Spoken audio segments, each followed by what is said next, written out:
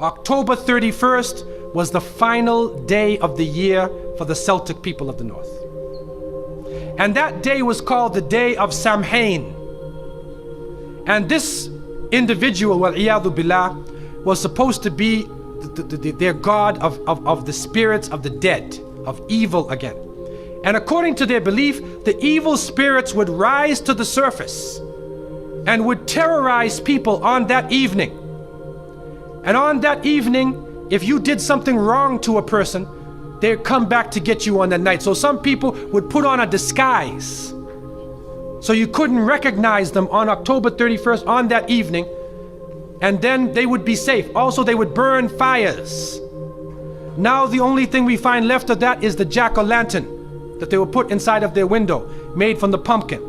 What actually happened in Europe is that the church moved All Saints' Day, a day for the saints. They moved it from May 13th to November 1st in 1834 AD.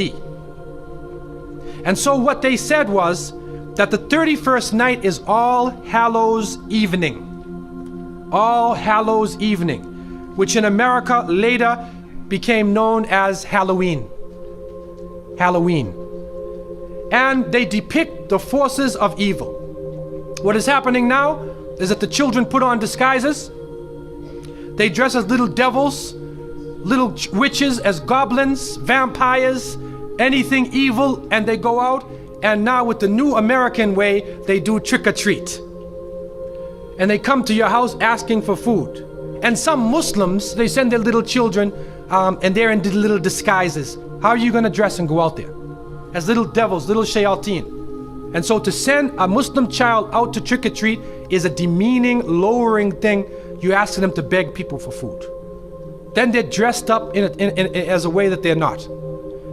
Then when the candies and things come in the bag, how do you know what it is they actually gave you? Is it halal? Most of the candies today are made with gelatin, with glycerin. They're made with pork products.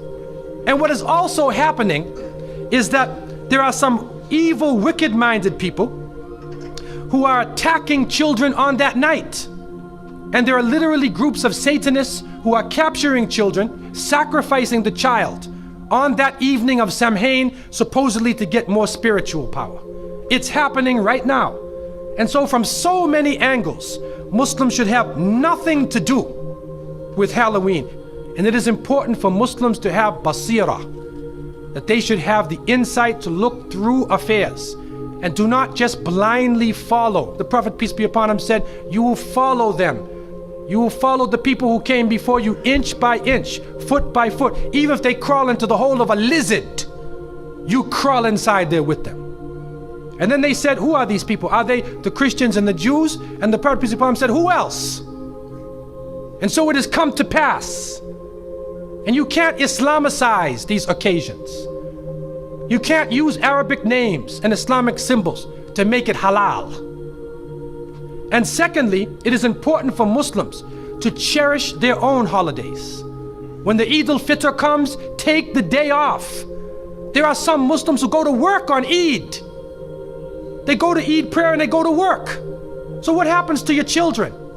They don't have a chance to relax and enjoy themselves. Organize an activity. Bring their families together. Eat together. Do things together. Remember Allah subhanahu wa ta'ala together. Make it a happy occasion for them. They will remember their Eids. Eid al-Fitr, Eid al-Adha. If they don't, then they get involved in Christmas, in Easter, in Halloween, where even in the Christian tradition now, it is confusing. And many of the Christians now, Seventh-day Adventists, Jehovah's Witnesses, and many people are taking a stand. And they're saying we do not want to follow the pagan religion.